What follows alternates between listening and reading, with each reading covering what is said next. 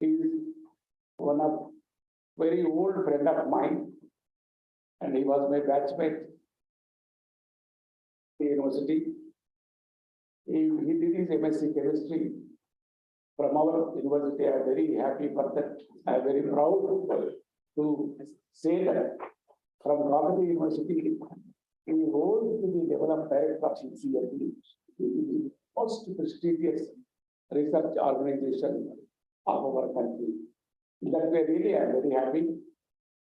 So, with that intimacy only, I continuously went upon requesting him to accept the invitation, and really, I am very happy. So, he studied his intermediate in Hyderabad Junior College, a very small town. You see how he came up from that level to this level. So, in that way, he is really a role model for many students coming from the rural areas who are pursuing their science education and all that. And he was also invited to give convocation address in Kakatiya University some time back. And very interestingly, me and he together took degree, the first convocation of Kakatiya University.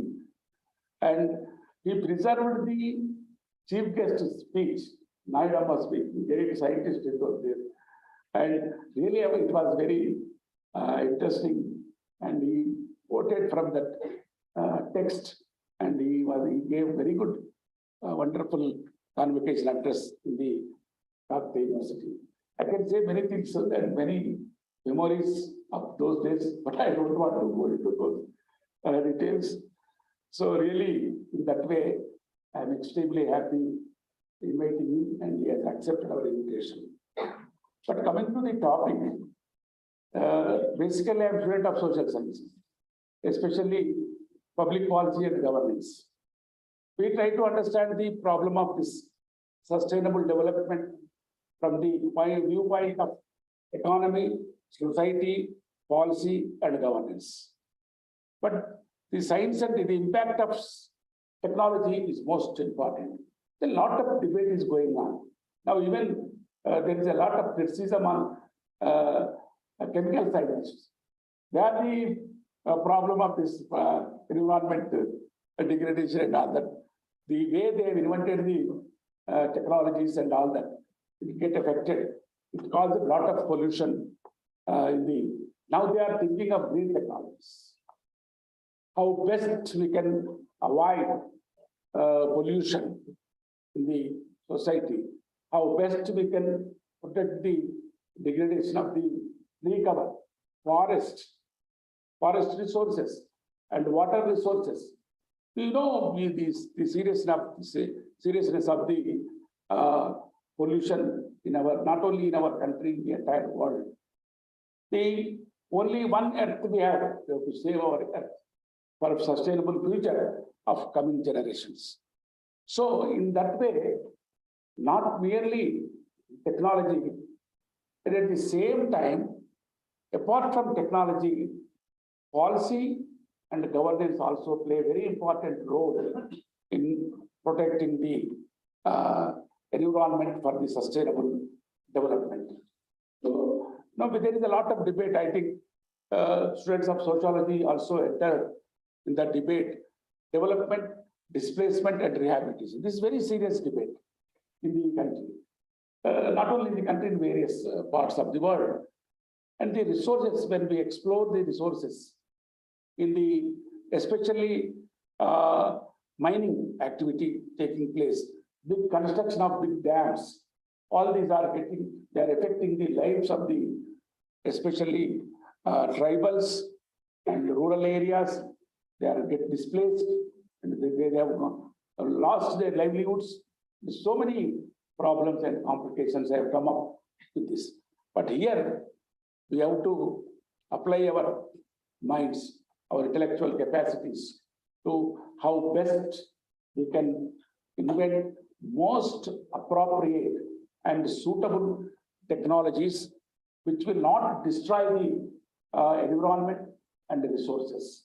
So that part of discussion also will definitely, I hope, will take place in this national seminar, and some of the participants and scientists will focus their presentations on this aspect also.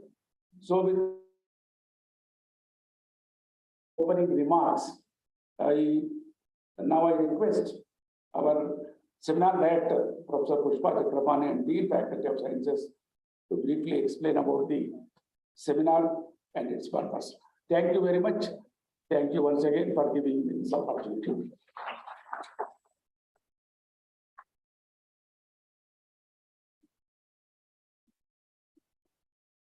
Thank you, sir. Very good morning, everyone.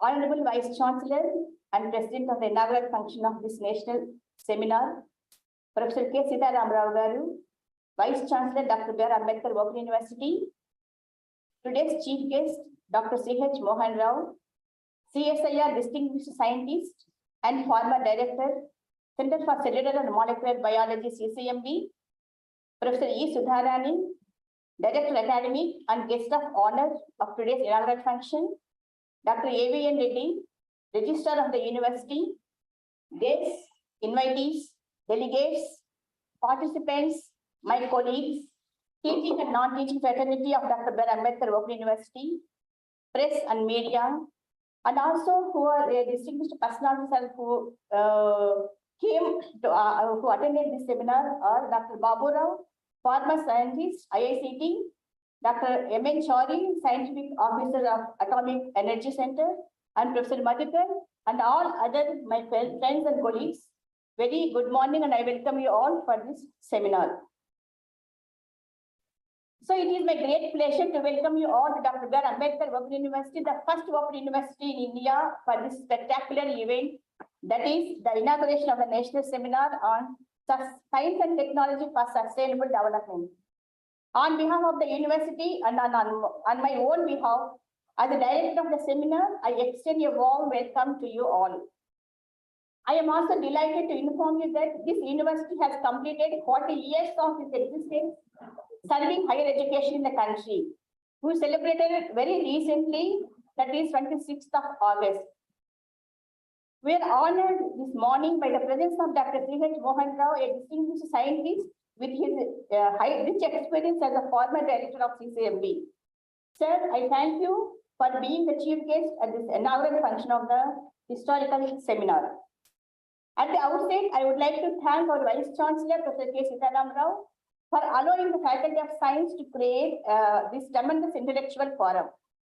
Sir, with your constant support and encouragement today, we could assemble all the academicians, researchers, scientists, and technologists from different disciplines across the country at our premises.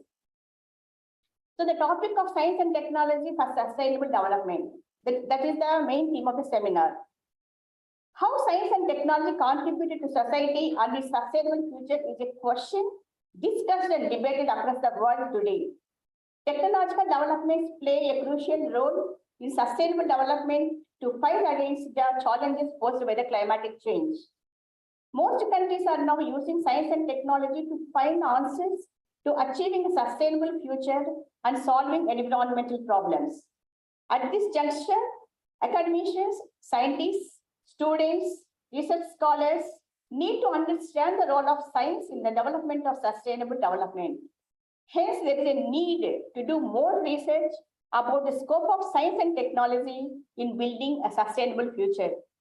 So, keeping this in view, that research is the crucial element to finding the ways to harness science and technology to fulfill the needs for sustainable development, and also knowing the history of sustainable sciences, the Faculty of Sciences, Dr. B.R. Ambedkar Open University has come up with an idea to hold a national seminar on science and technology for sustainable development by inviting research papers across the disciplines to commemorate the 40 years of its service to the nation. So the seminar aims to provide a platform for discussions of interdisciplinary issues on science and technology relevant to the systems, compounds of biologists, chemists, material scientists, physicists, pharmacists, computer scientists, and technologies with both academic and industrial backgrounds. Mainly, the seminar will focus on methodological developments of science and technology for sustainable development in all aspects of society. So the specific objectives of the seminar are to discuss and deliberate on the issues of latest trends in science and technology, innovations and new developments in science and technology for sustainable development, environmental balance and social progress, good health and well-being, clean water and sanitation, protection of biodiversity and resources, role of ICTs, that is technological developments in the open distance learning. The theme is divided into 8 sub-themes. They're life sciences, chemical and pharmaceutical sciences, material sciences, electronics and communications, mathematical sciences, computer science and technology, earth and environmental sciences, and innovations of technology in ODA. Then apart from these technical sessions, there are 2 plenary sessions also. In the plenary session 1, Dr. Babu Rao, former chief scientist from the Indian Institute of Chemical Technology, speaks on sustainable development requires fundamental changes. The speaker for the plenary session 2 is Dr. S. Manorama Garu, chief scientist from the Indian Institute of Technology, Hyderabad.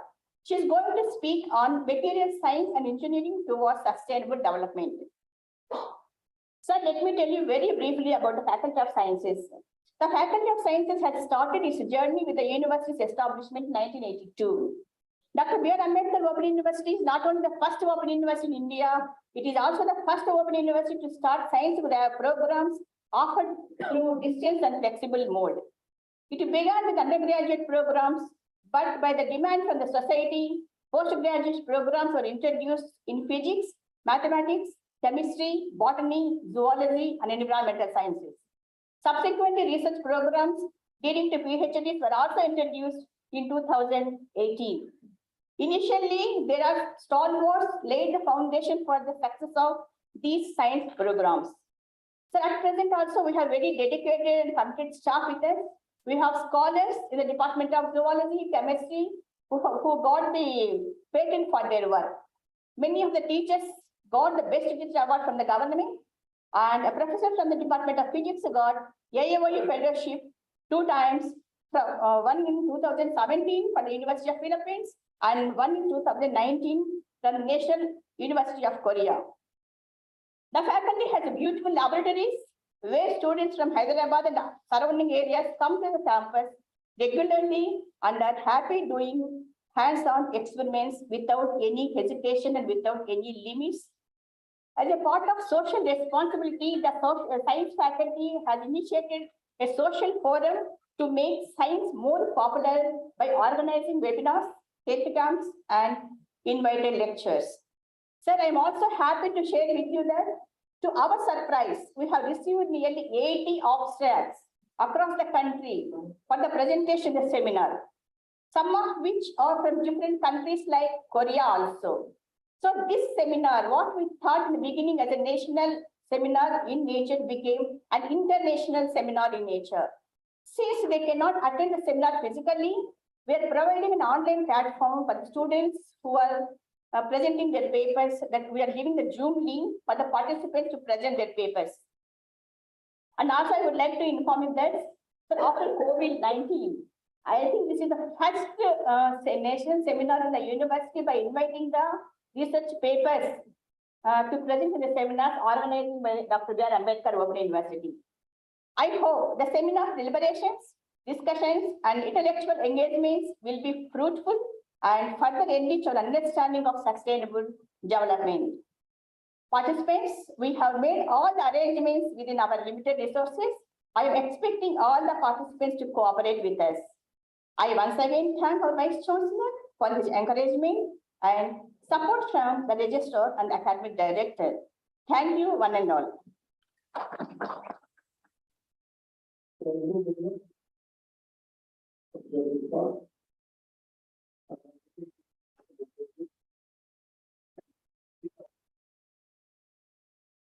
If this climate change is a bigger issue, so it is everybody concerned. In that way, has become very popular. Maybe that is the reason. So many participants from not only from the country, from outside the country also don't dare just to present the use this seminar and participate in the discussions. Maybe you are very nice. I request that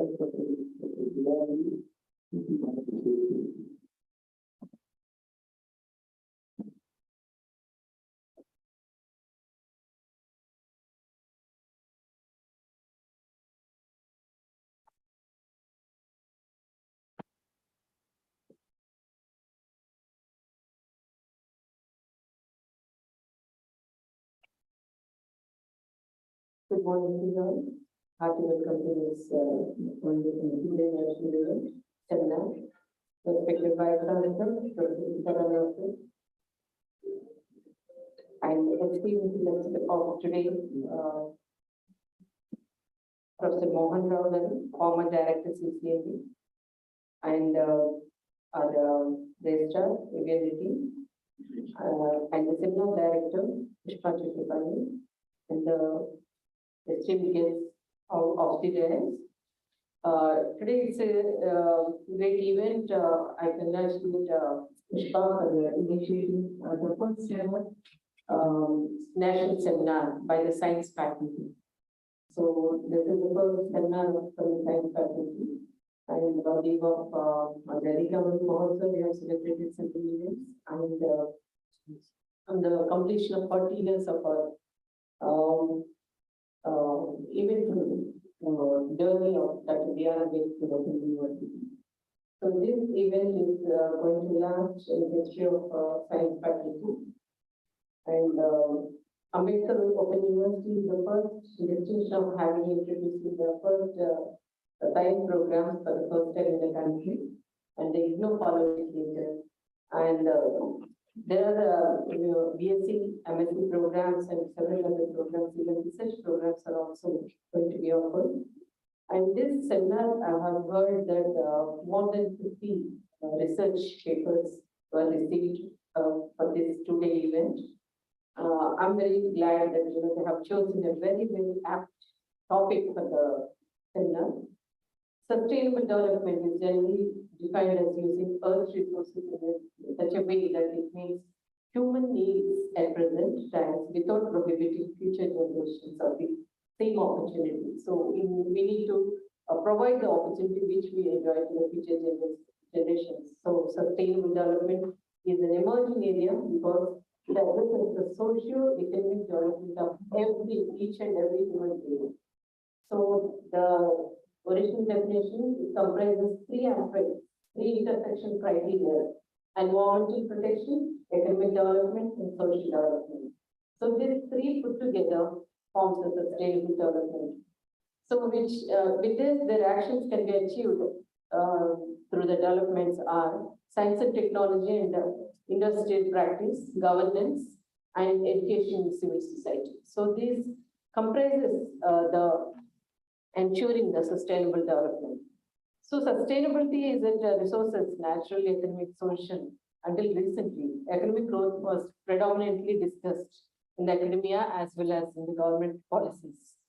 So, but the role of science need to be evaluated as the science is diagnostic, but more importantly, strongly remedial too. So this has proven times and again when world was forecasted into trouble in 1970s because of food shortage. It was science that found the solution through new technologies that increased considerably the crop productivity. So the climate change is, our vice chancellor also was emphasizing that caused mainly the emissions of the gases. So India is working hard to reduce this pollution levels also. This 2013 Economic and Social Council have a chance to put spotlight on role of science, technology, and innovation and potential culture related to national and international policies. So this included Millennium Development Goals included fostering access to knowledge, increasing productivity, promoting health access, access in food security, production and income, promoting renewable energy. So these aspects, science and technology are continuously evolving, influenced by structural shifts into world economy. So Rio +20 conferences, world conference outcome. So the focus on science and technology has been increased. However, science and technology, but when it comes to the budget allocations, the central government this year budget is 0.7 only, as compared to China 2% and Japan 3.4% and US more than that. So budget allocations have been very less compared to the other aspects of this thing. So promotion of science at school levels, colleges levels is also still we are waiting for that. If India wants to play a role in global, it needs to have to achieve the Millennium Development Goals. It used to have a powerful and large science and technology earmarcation. So with this, the stress, the topics which I have chosen are very aptly life sciences, chemical and natural sciences, electronics, all the disciplines of science and technology you have included. And hope these 2-day deliberations are going to come out with several outcomes of your research. The participants are here, and which will be very useful in the further policy making in the process. Thank you so much for this opportunity. And I wish webinar will grant success in these 2-day deliberations.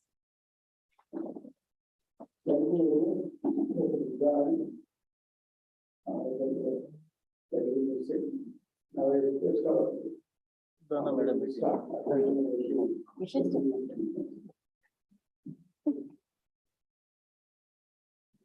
Good morning to all.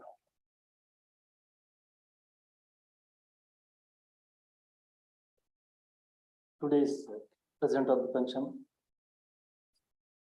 respected Vice Chancellor, Professor Sitaram, Chief Guest of this function, Dr. Mohan Rao Garu, former Director CPND, Guest of Honor Professor Sutharan Madam, Director, the Seminar Director, Professor Project Madam, distinguished guests,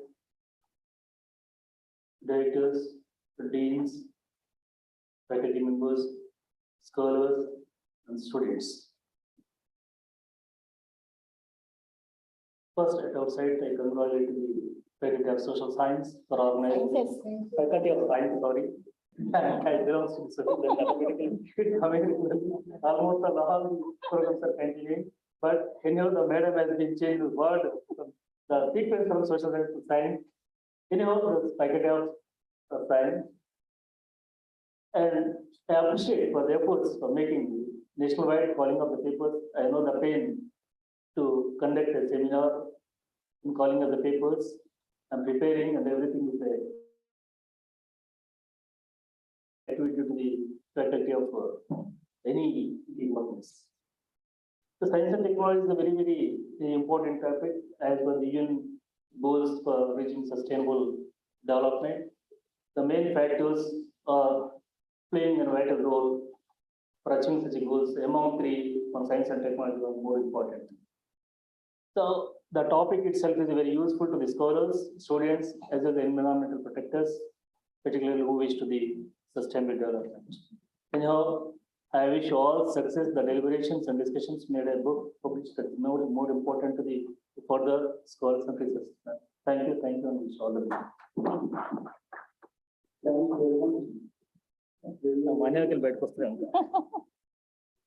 next item on the agenda is the revision of the sovereign about the seminar. Sovereign.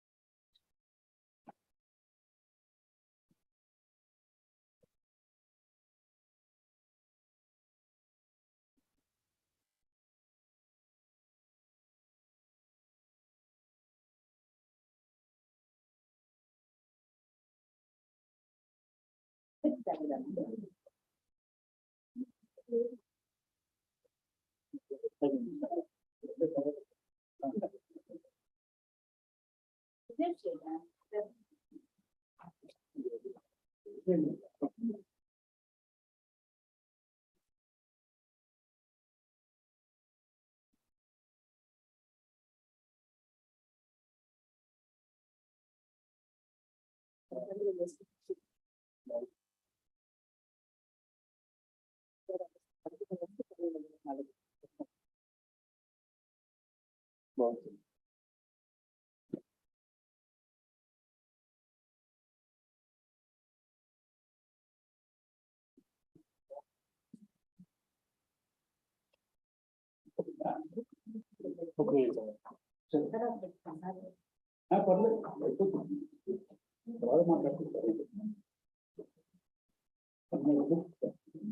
Sir, these books are written by one of our faculty members, Juan and Botany, Kishore and Kumar.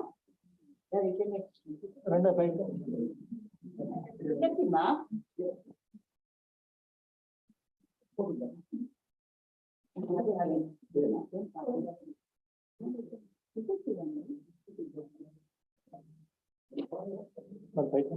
Kishore Kumar. Kishore Kumar, please.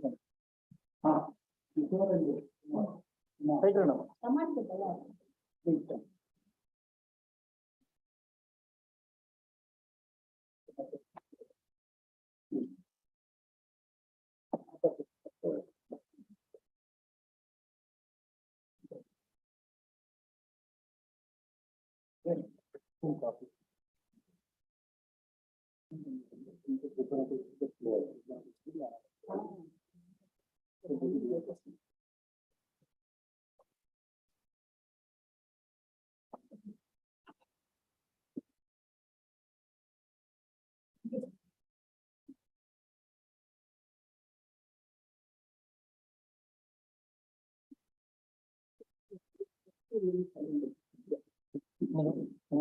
I also congratulate both the author for publishing this book. It is wonderful. I request Mr. Kishore to speak to what about it. Thank you. Honorable Vice Professor Ram Rao sir, Chief Guest Mohan Rao sir, and Mr. Emmanuel sir, Academic Director Sivaran sir, and Chief Faculty of Science, Seminar Director, Professor Pushpa Chakrabarty Madam, and all directors, deans, head of the departments, teaching and non-teaching staff, and all participants. Good morning, all. We are very happy to release our book, Fundamentals of Microbiology, on this occasion. Sir, this book is designed for using courses on fundamentals of microbiology at UG and PG level, particularly designed for the structured curriculum of Bachelor of Biotechnology and Microbiology. This book organized into five sections and two sections run by my co-author, Vai Kumar, Assistant Professor, Department of Botany. I hope this book will prove handy and useful to students and same to the teachers. My deepest gratitude to Professor Pushpa Chakrabarty Madam, Dean Faculty of Science, for the immense support and invaluable cooperation. Thank you, Madam. Without your guidance, without your help at this initial stage, we can't complete this book. Thank you. Thank you for this opportunity. Thank you all. Thank you.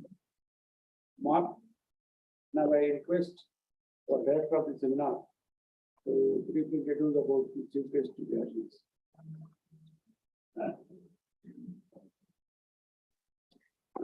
Thank you, sir. Now, it's my pleasure to introduce today's our chief guest, C.H. Mohan Rao Garu. In fact, when I took the responsibility to introduce the chief guest, I have gone through the website to know about him. While flipping the pages are coming one by one, more than 60 pages are there. I don't know how to introduce our guest. So finally, I gave the responsibility to sir only. Sir, I cannot convey what to talk about you. You please let me tell you what to introduce about you, sir. So sir has given very precise introduction about himself. And thank you very much, sir. Yeah, Dr. C.H. Mohan Rao was the director, Center for Cellular Molecular Biology, CCMB, Hyderabad, during 2009 to 2016, a premier national laboratory of our country. He is currently a CSIR distinguished scientist. He is an eminent scientist, innovator, science administrator, and science popularizer. His scientific contributions are well recognized nationally and internationally. He is an elected fellow of all three major science academies of our country. Elected fellow of the World Academy of Sciences, TWAS, Council member of International Union of Pure and Applied Biophysics, IUPAB, Federation of Asian and Ocean Biochemistry and Molecular Biology, FAO, BMB, etc. Sir has been a visiting professor, scientist in USA, Japan, France, and Australia. He was the president of the Society of Biological Chemists, India, president of the Indian Biophysical Society, president of the Andhra Pradesh Academy of Sciences, and the Telangana Academy of Sciences. He is also the recipient of many awards, including the famous award Shanti Swarup Bhattakar Award. Recently, the University of Hyderabad conferred upon him its first Distinguished Alumnus Award. Dr. C.H. Mohan Rao combines biophysical, molecular biological, and cell biological approaches to the investigate problems of biomedical importance. He is well known for his extensive contributions in the area of molecular champions and heat shocks proteins in health and disease. A DNA-based diagnostic chip developed by his team, commercialized by Xiton Diagnostics Limited, was recognized as the product of the year in 2008 and received a biotechnology award in the Asia Pacific region for meeting a major unmet need. He has developed a smart, condition-responsive, nanoparticle-based drug delivery system for fungal keratitis. The system is more than a career. It uses an intricate array of cooperative efforts to target the site of an infection and administer medication in response to its severity. In addition to his outstanding contributions to basic science, product innovation, and science administration, he plays a significant role in science popularization among schools and colleges, students, and general public through various activities. This is very, very brief introduction about C.H. Mohan Rao, a very distinguished scientist.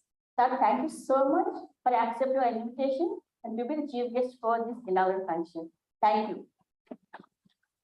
He said he is very popular scientist and he used to participate in clinical research during the COVID period also. Really, we learned a lot about this. His presentation about the virus, how it grow and all that. Really, I do marketing and TV those days. Thank you very much. Now I request our honorable leaders of the great model of the to give me valuable advice to the program. Thank you.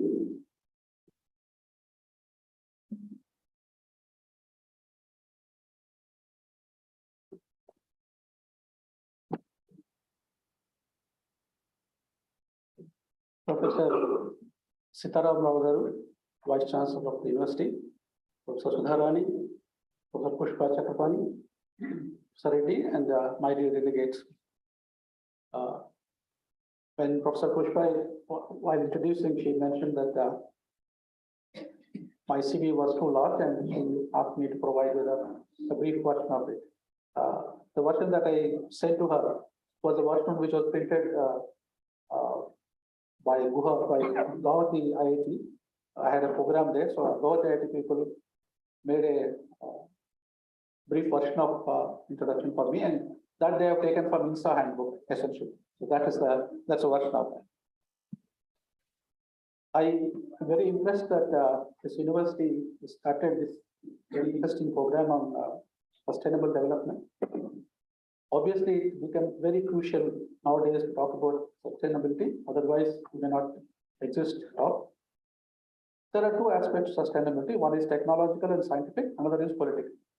The political will and political participation is very, very critical and important. As Mr. Rama was mentioning, it's not only science, political and social aspect is very, very critical. Without political will, actually, even knowing the what is required, we will not be able to achieve. That I think is very, very critical. I'm sure Babura will say something about that. It is also this, I'm very pleased that this occasion I could meet my old Babura and other people.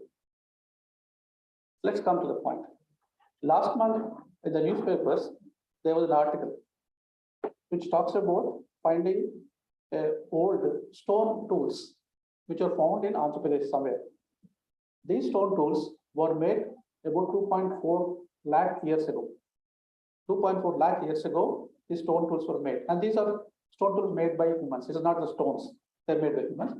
And we also know that they are actually made, the period is not rock life, not the stone life, after they're made and after they're buried by Flores's method.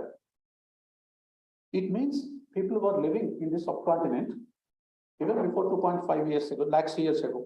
So we talk about 3000 BC, 2000 BC, and say whether Vedas are 8000 years or not, something we keep fighting.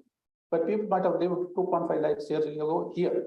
It means there was a continuity of life or continuity of humanity here at whatever level that is. That's very important to remember that we had a lot of people even at those times. Common belief is that people came out of Africa about 1 lakh years ago. About 1 lakh years ago, people came out of Africa, and they are the ones who brought the stone tools, and they taught us how to use them. Now, this point is that 2.4 years ago, lakhs years ago, we already have stone tools. Means this is not the wave. Before this wave itself, there were people. There were waves of people migrating. Before that, also there were people who were taking these stone tools. That's very interesting to note. Actually, this modern human being evolved only about 3 lakh years ago.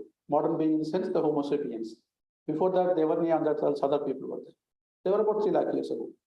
2.4 lakhs years ago, India people had, means that we were eventually were there even from the early stages onwards. That's a belief. But this community of the people who are using stone tools have progressed significantly, progressed so well. They understood. How did they achieve all these things? By observation. They observed, they analyzed. Essentially, they were all first scientists. Although they don't have PhD degrees, but they all were first scientists. They observed the nature, analyzed, and understood and improved. How much they improved over millennia is remarkable. You see that mathematics, for example, number-based, portion-based number system was developed by Indians, and Ayurveda, geometry, astronomy, even university education, Nalanda, things like that, all were by Indians, very, very great. We were doing so well, and when it comes to 1700 years AD, after Christ, India's economic level or India's income over the world was about 22%. 22.6% of the world income was coming from India in 1700. But afterwards, when British took over and British looted us left and right, actually savage like level looting of the country, and India's percentage of contribution to the global income has fell to 3.8%. 22% has gone. 22% in 1700 has gone by 1952 to 3.8%. That much money people have looted, and they brought our economy very, very, very bad. Of course, after independence, we became free from them, and we have been trying to improve our country since then. Recently, I have given 1 or 2 lectures on how we developed or what the science and technology developments after independence, post-independent science and technology developments. So it was really eye-opener to see how much development we have done. And I gave a very detailed lectures at many other places. Generally, to see literacy rate at the time of independence of 1948 around that time was about 12% in the country. Today it is 74.1%. So we have improved literacy very greatly. Life expectancy was 32 years. Life expectancy in 1948 was 32 years. Of course, whenever I say this, the popular audience, people ask me questions, how come that's not likely? Because my grandfather lived 90 years. Everybody's grandfather lived up to 90 years. So if all grandfathers lived up to 90 years, how come you say 32 years? That happens because in olden days, families were having large number of kids. Each family has 10 to 11 kids, and all of them won't survive. So they will all die before the age of 5 years or so. So if you take the number of births and at what age they died, then you calculate, that's how the number that comes up. But now child mortality has decreased.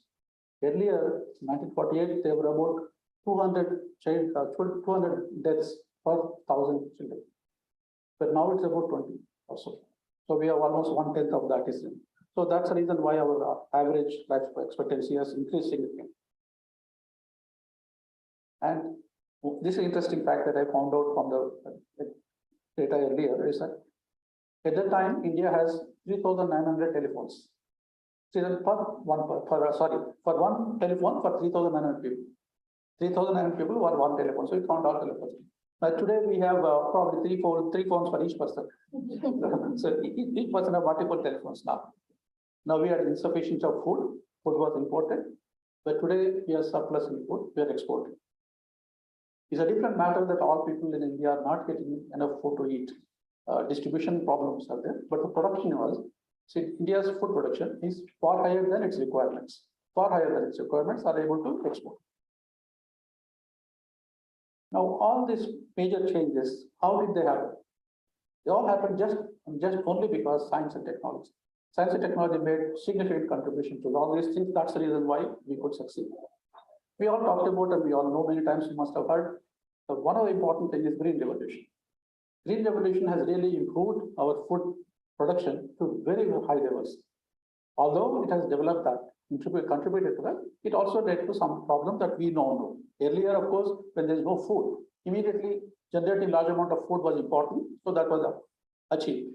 But today we know, because of the high usage of fertilizers, which was one of the part of the revolution, now the soil is getting eroded, so we need to change our attitude, but that's one of the important. White revolution, milk production, and massive amount of milk production improvement has come to India. And one interesting point I want to tell you at this point about the CSR contribution. Milk powder has to be made for children to use. Now, milk powder, US was making milk powder, and it's for making milk powder. They came to India to set up companies to make milk powder from Indian cows. But they failed. The reason is Americans use cow milk to make a powder. India uses buffalo milk. So this constitution is different. So their technology, whatever standard operating procedure they have, they were unable to make powder. So they have to give up. That was the time CFTRI, so CSR laboratory, looked at it, and then they developed a process for making milk powder out of buffalo milk. So with that, Amul started, Anand and Amul started, and a massive production of milk, after milk, powder supply and all things became available. That's white revolution. We say green revolution, white revolution, the blue revolution, or what we call industrial revolution. Dramatic improvements in industrial revolution that all of you have seen. When I was going to college, we had Ambassador and Fiat. We had only two cars. There are no other car in India. There are only two cars that were available. Now we have choice of cars, so many cars. Although many of the cars are made outside the country, but still the Indian cars are also there. One more again small example of innovation is that one of the CSR laboratories developed something called Divya Nayan.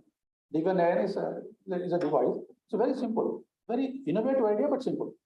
While blind people have to study, they use braille chip. So they have to touch the board and they keep reading. So whichever is available reading, they can read. Whichever is not available, they can't. Today, cell phone technology is so developed. So why do you even worry about it? You take the cell phone, open your camera to show any text. That will read the text, convert into voice, and speaks. So you can, blind fellow can hear. So you can just show the camera wherever, even board or anywhere, just show the board and it will, character recognition will be done and it will tell you what it is.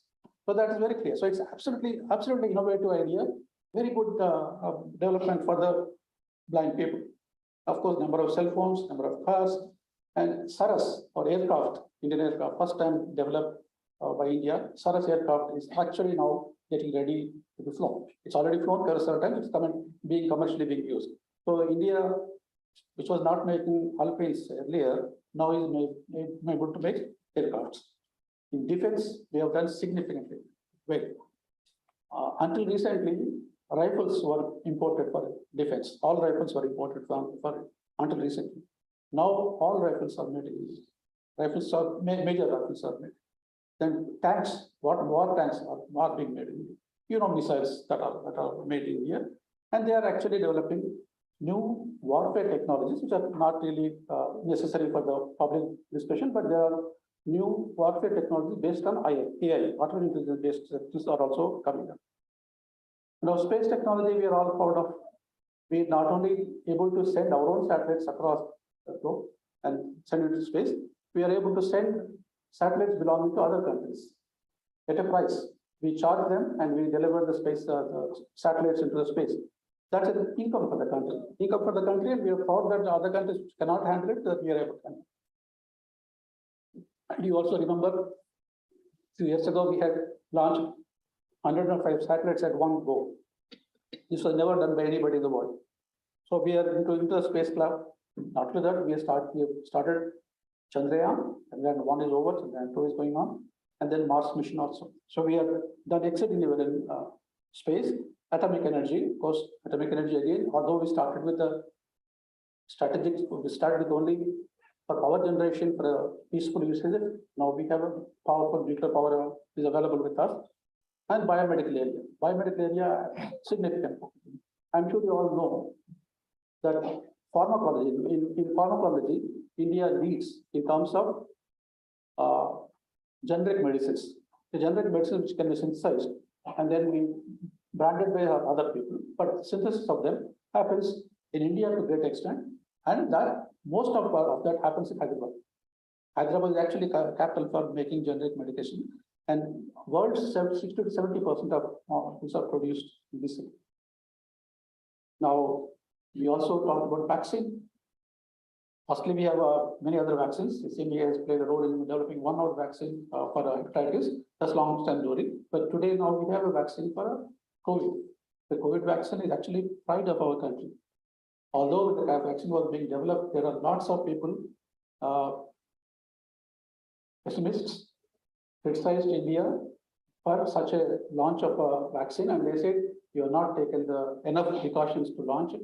In fact, as one of the president of the academy went out to press on behalf of the academy fellows, saying that the government of India should exercise caution before releasing it, because we should know all procedure must be followed. I was very unhappy with that, and I wrote to the president saying that, do you have any reason to believe that procedure will not be followed? Just because it's being done in India that we will be like a cattle and sheep and then do whatever we want. That was an attitude which was taken by a large number of well-educated people. But we are proud that this vaccine is brilliantly successful. Actually, it is, if you know, this vaccine worked for more variants than other vaccines. And this vaccine had a very few side effects compared to other vaccines. This is an outstanding vaccine. Actually, the vaccine production method is one of the oldest methods. Jonas Salk used this method, same method is utilized. So it's an old method. So there's foolproof method. There is no problem about this vaccine. Another interesting case is this vaccine, when you develop, you need an adjuvant, you need a molecule which had to be added as adjuvant to generate the immune response. That adjuvant vaccine, adjuvant compound was being imported from US. And US, when it became world over, and US stopped giving us. Obviously, they need that, so they won't give. In any case, they have to sell their vaccines, so they won't give us. So they stopped abruptly. So before Biotech could produce the market level, we had this problem. Then how do you solve this problem? Without adjuvant, we cannot release this. That's the time Babu Rao belongs to the institution, IICT people took the challenge, and 15 to 20 days time, all scientists who were involved in this activity stayed in the guest house and worked over day and night, and they synthesized the molecule in about 15 to 20 days time, or maybe a month's time. And that molecule was given And now, because of that molecule, we have a vaccine. So we must be proud of our scientific achievement. Yes, there are so many problems. There is so much corruption. So many problems are there. We can keep on crying about that. But at the same time, we can also be happy about our success and be proud of our success. Then only we'll be able to go forward. If you keep on crying, then you'll keep crying on. And IT, information technology, we have done significantly. Everybody says that information technology, India is only a service provider. We have no product. Okay, like Word, MS Word is the product, Excel is the product. These products are there if people buy. But India doesn't produce any products at all. So India only provides service, except for this. Yes, that is true. But the people who are saying that are actually ignorant. Because MS Word or this thing are gone long time back. Infosys of India makes a software called Pinnacle. The Pinnacle is a finance software. This software, essentially, most of the people in the world use this Pinnacle software by modulation, by they changing something. It's not sold in the market for 10 rupees. It's sold at some tens of crores of rupees. But so it's a very high level package, which is developed, but not many people know. And we develop software for many missiles. Missile software technology. In fact, we develop software for interesting defense applications. Some of them are strategic and confidential. But one of them important things which I can share with you is that if a terrorist lands in an airport and walking towards gate, we can know whether the person is a terrorist or not. Whether a normal person or a terrorist. How do you think it is possible? There's a camera is continuously monitoring the face of the person. And takes the face image and makes into two parts. By the nose swiping. This portion is separated. And one is inverted and joined together. When you join together, there's a difference for a person who's tensed. Person who has tensed, there's a difference. Person who is not tensed, there's no difference. They'll be identifying that this person is tensed. He has something more. So then that person can be isolated. And this technology was developed in India. This is software. This is developed. It is developed by somebody called Manas in India in defense studies. So we have done great deal. It's not that everybody says what India has done, so much money is wasted, things like that. But we have done. We have done lots of it. Either people are ignorant or people do not see the impact. So India has done very well. But it's a story of our own country. The world over, all countries are doing similar things and all are developing. Because they are all developing, or some of them are already developed. Now the need is increased. Because earlier population was so low. Today we have 9 billion people out over the globe. 9 billion people. So how do we feed this many people? So obviously there is a shortage. Shortage of food. We are overspending, overusing or overexploiting the nature. So we will be getting into trouble. So that's where we need to worry about it. There was a 1908 or something, 2008 or something, there was a movie released. I think some of you might have seen. The movie title is The Day the Earth Stood Still. And this is a science fiction movie. Why I'm referring to this movie is a very interesting concept that was in the movie they showed. Somebody from aliens came to land, came to Earth, one man and the one giant robot. What's the purpose of that? They say to save Earth. They came to save Earth. So everybody is happy, they came to save Earth. What are they saving Earth from? They are saving Earth from man, from human beings. Because human being is over-exploiting the nature and all organisms, life forms are dying. They are suffering. If you eliminate human beings, everybody will be happy. Okay. Now they say that human beings are over-exploiting the planet. For one species, we cannot compromise, we cannot let the entire Earth spoil. So we came to protect the Earth by removing people. That's the theme of the movie. Very, very interesting, the theme of the movie. It's actually true. For example, if all insects in the globe die, there are no insects left at all. If that happens, in about 3-4 years' time, our life will be affected. We will not be able to live. There are so many things that insects do. We will not do it. Okay, the next slide of it. Let all human beings die on the planet. All trees and animals, everybody happily they live. Everything grows very happily. It means we are eliminated, planet grows very well. So we must notice this and we must be careful and see that we will actually protect the Earth, not really spoil of this. If we are making Earth unsustainable for life. That's very, very critical. And all of you know greenhouse effect. That's the reason why we are spoiling it.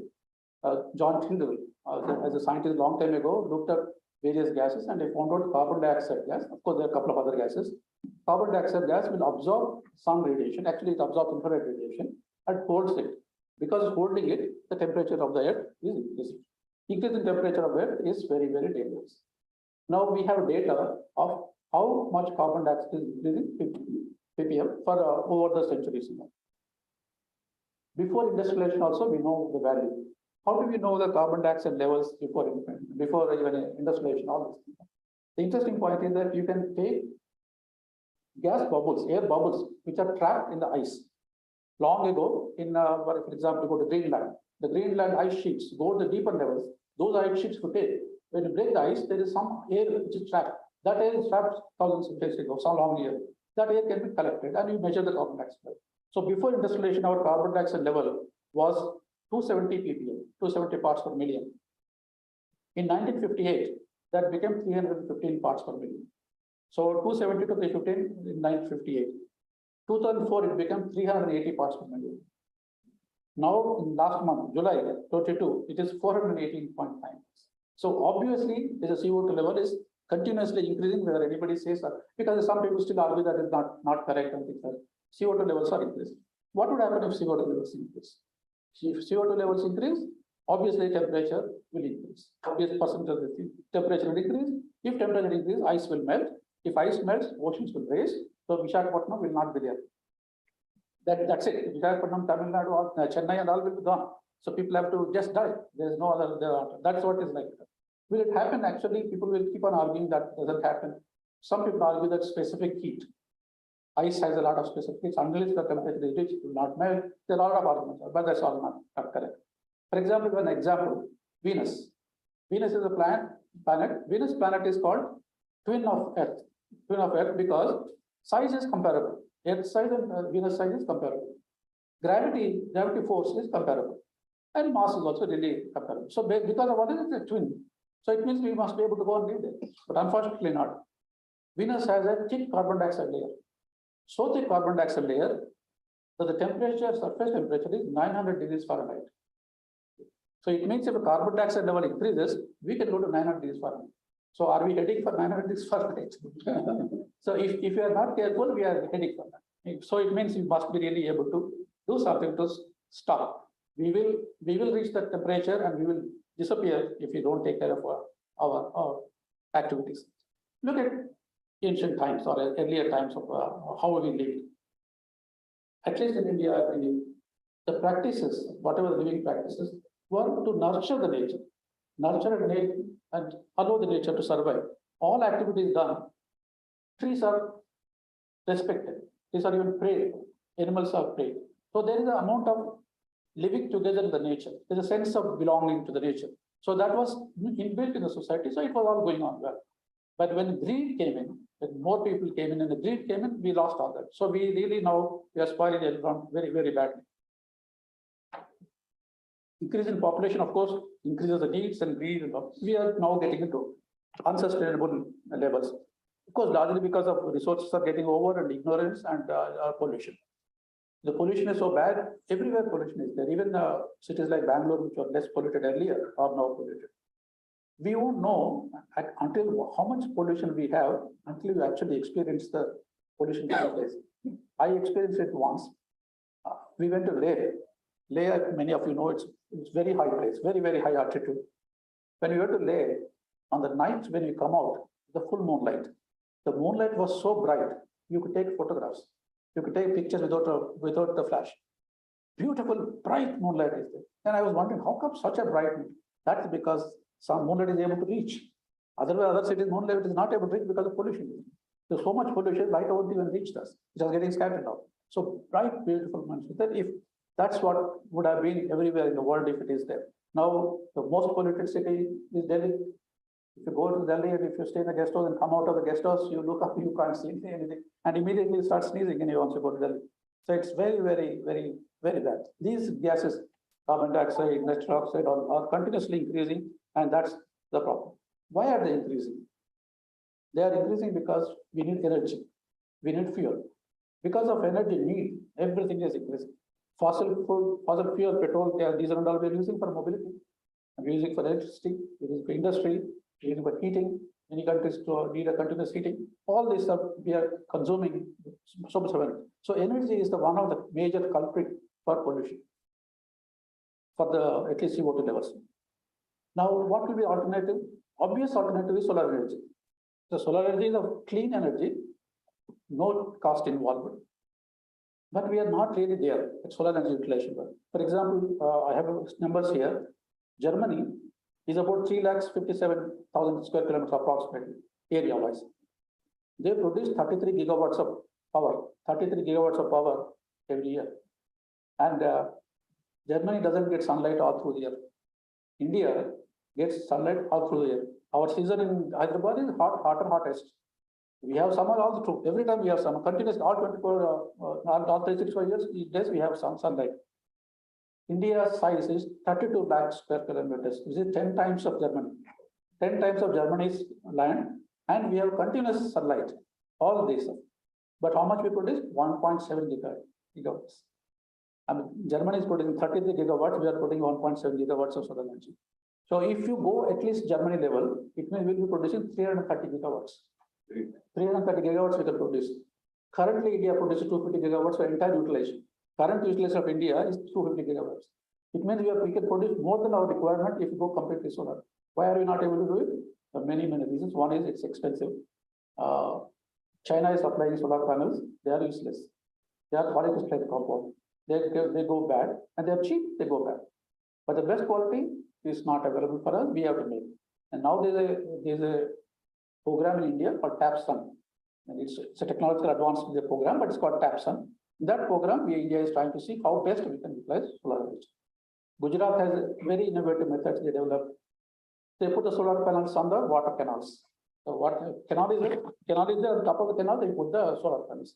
What's the advantage of that? Water evaporation is minimized because sunlight is not falling, so water is safe. And sunlight is coming, solar power is generated. So you don't lose any extra land. With the existing land, you will be able to do it. So that's a beautiful idea. All highways, by the side of highways, you can put solar highways. There are so many things that one can do. Solar energy is one which we should do as a major sustainable thing. Multi-layering can be done. Many things can be done. Multi-layering of solar cells can be done. Also, all the time we are using silicon for the solar system. Can we develop a new material? If you develop it now, don't worry about the Chinese. If you develop a new material, that would be very good. And again, I know IICT has been working on this as a photochemical way of storing energy. There are different ways people are looking at it. They're not very efficient as of now, but there may be a better way of doing it. That also is important for the young people to think how we can capture sunlight. Not only that, capturing sunlight is one aspect of it. Another important part is all the trees capture carbon dioxide and add to water molecule, make carbohydrates, which you can eat. Now, carbon dioxide is a problem for us. So if you can develop a method of taking carbon dioxide, adding water or something, and convert it into useful product. So suck the carbon dioxide from the atmosphere and make something useful. Then you will be able to survive well. Again, an example here could be a person who is traveling in a space station. If you are in a space station, you are in the space. There is no continuous supply. You cannot ask Amazon to supply something to you. So whatever you have, you have. Now, oxygen cylinders you have taken, if oxygen gets over, there is no more oxygen to breathe. Not only that, you will be exhaling carbon dioxide. Exhaled carbon dioxide is contained in the same saccharide. So after some time, you will not be able to breathe. You will die of the carbon dioxide poisoning. So what they do, they have carbon dioxide scrubbers. They absorb carbon dioxide. Because they absorb carbon dioxide, the room is comfortable. Same thing you do as a globe. As the entire globe is having a lot of carbon dioxide. So we should absorb carbon dioxide. And absorb carbon dioxide, convert it into something useful. Now, the young people should think of how we can capture carbon dioxide and what can be done with the carbon dioxide. There are people in China, they are getting big suction pumps and sucking the carbon dioxide and dust together. Dust they are making into cakes and using for some purpose, not cakes and construction cakes. Carbon dioxide, they are not able to do anything yet. But there's a concept now, carbon dioxide can be broken down into oxygen and carbon by a particular technique which is already come up. You have to use a ceramic material, ceramic at high temperature and electric field. Under that, you can break the carbon dioxide. This technology should be thought of and developed to see that pollution levels will decrease. And because of pollution, of course, UV light comes in. Because UV light comes in, there are mutations. If mutations come, there will be more cancer people. More cancers will come, more disorders will come. So all this are going to happen if you are not We're not taking care of that. So we need to have, so for sustainable development, we have to change the mindset of the people. We have to stick rules and regulations. Actually, having the rules and regulations doesn't matter. We have to implement them. That is the one which is very, very important. And we have to teach our children about the impact and things. What are the major areas which we are now looking for? Food and water, fuel, and drugs and materials. These are the areas which we want. For example, food. Food, we want sustainable agriculture. Again, organic agriculture will be the best way to improve soil fertility and yield. And then increase productivity by genomics. CRISPR technology can be utilized for improving the productivity. Aquaculture can be utilized so to decrease the pollution. And artificial meat. You all must have heard that one buffalo, to grow up to the size where it can be killed and eaten, it consumes so much of water, thousands and thousands of liters of water. And same is case, of course, even rice production things like that. So huge amount of water is getting consumed. If you can make a meat artificially in the laboratory, that you can save a great deal of it. There are attempts now all over the world to make artificial meat. Now water is not going anywhere from the planet. We are misusing or disusing or whatever we are using, water is still in the planet. So it means we must be able to reuse the water. So we must be able to develop technology to reuse or use it, also explore and generate sources. And NGRA, of one of CSR lab, has a major project to cover entire area of entire country to see where is the underground water and tap the water. That is good. And desalinate the water. Seawater desalination is one of the methods to produce enough water to sustain our life. And fuel, of course, solar energy is a very important thing. In batteries, you have to store the energy in batteries. And the batteries can be used for cars. But currently, batteries are so heavy that if you put large batteries, that itself, the car itself will be loaded with the batteries. So we need a weight to wattage ratio comfortable. It means for small weight, high wattage should come. Now, lithium batteries are very good, but lithium material is not available all over the globe, and people are already consuming. Every cell phone has a lithium battery. What do you do once the cell phone battery gets over? You throw it out. Nobody is recycling. Everybody throws out the cell phone battery and then reuses it. So lithium is disappearing. Now, how are we going to get lithium to make new batteries? Today, China has lithium resources. If you want, you have to beg China to give you lithium. That's the only source left out. Now, to remove that dependency, you can make sodium-ion batteries. Instead of lithium-ion battery, sodium-ion batteries. So scientists have to develop a new technology, new materials to develop. That's very important. Already sodium-ion battery development is going on in the country.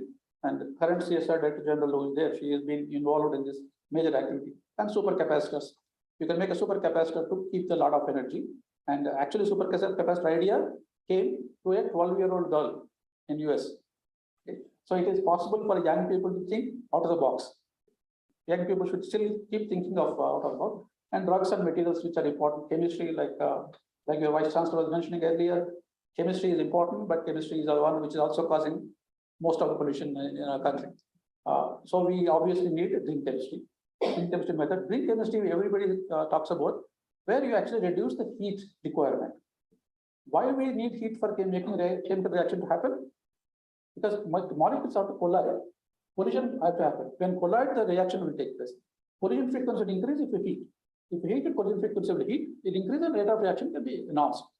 Of course, sometimes activation rate is involved. If you use ultrasonics, with ultrasonics you can vibrate the molecules. You can oscillate the molecules. With the ultrasonics, you can increase the collision rate. So with the ultrasonics also, you can increase the rate of reaction. So without using heat, you have to use ultrasonics. Also, so there must be a different way of doing the experiment. Solvents. Some of the solvents are bad solvents. So you remove them to use a different solvent. Those are all things can be done. And we have to prevent global warming in any case, whatever way they do it. Or there are many things open for young students. Very many things. But a simple thing is the car tires, car and truck tires. Once you finish the tire, usage of tires are dumped. These tires are not used. There is no use for the tire. They are dumped to heaps all over the world. Everywhere you go, there are heaps of tires. Can you do anything with the tires? Unused or used, useless tires. Can you do anything? Can you convert them into carbon or can you convert it into something? Now, that's important activity to do. How do you generate electricity from the sun? There are many things that can be. Younger people have large number of challenges. So, and they should think innovatively and see what best can be done. I trust this conference will give you a possibility of discussing out of the box ideas. I know I have seen many conferences and titles will be exciting. Title will be called about sustainable energy and all. Everyone will present whatever they are doing in that. If there is nothing to do with sustaining, it's only sustaining their students, sustaining the faculty. Okay.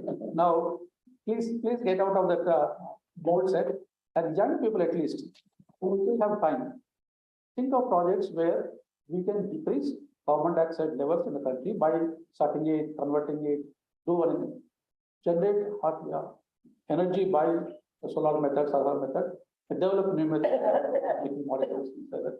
I wish this conference a grand success, and thank you for this opportunity.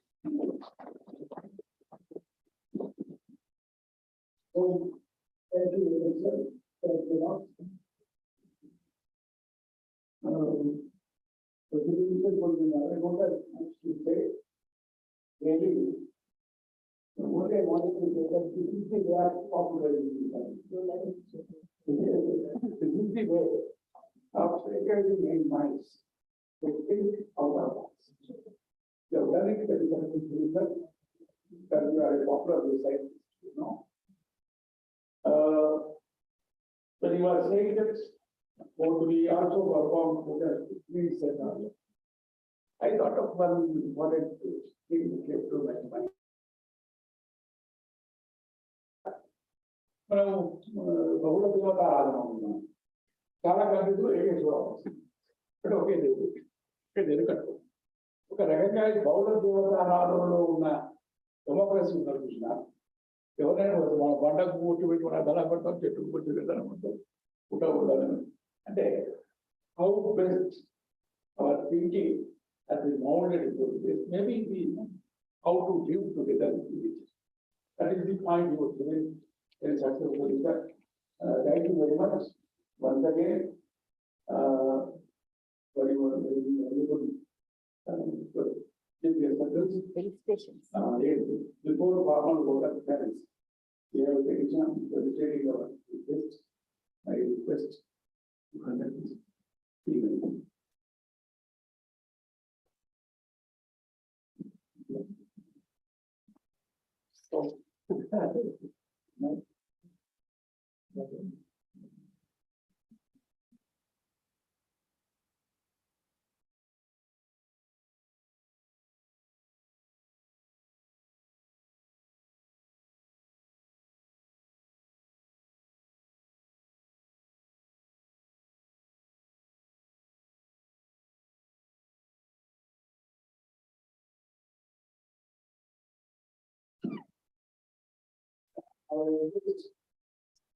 You know, that will get all the department to support farmer voter.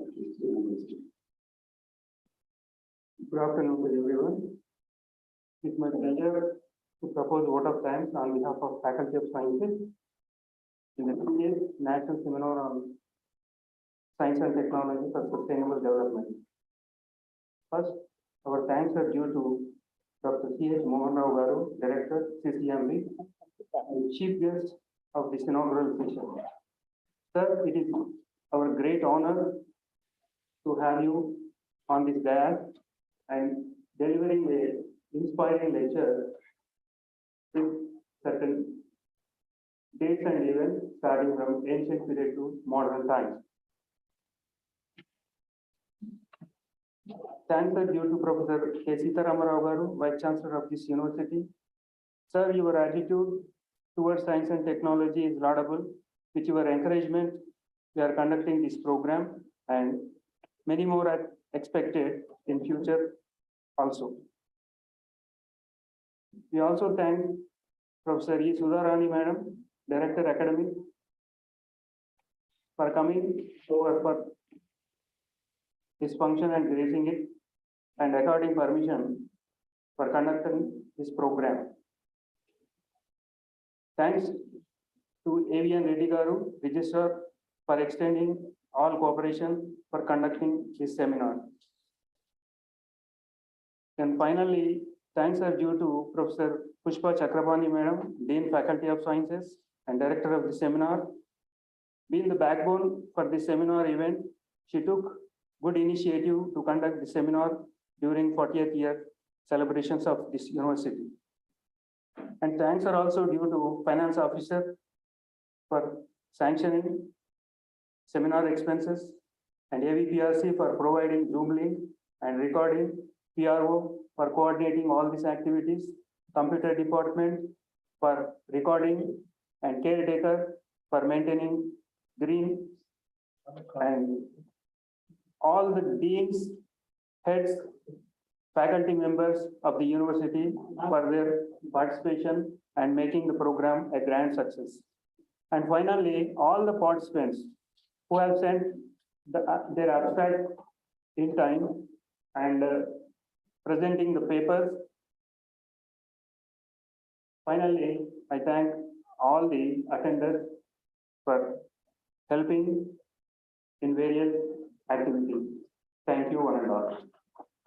Request all of you to join. I request all of you to join for the cup of tea, and after the tea session, we will have our plenary session. Okay, already our chief guest has come. We will go in the plenary session. I request all the participants to have your tea and snacks and be here by 12:30.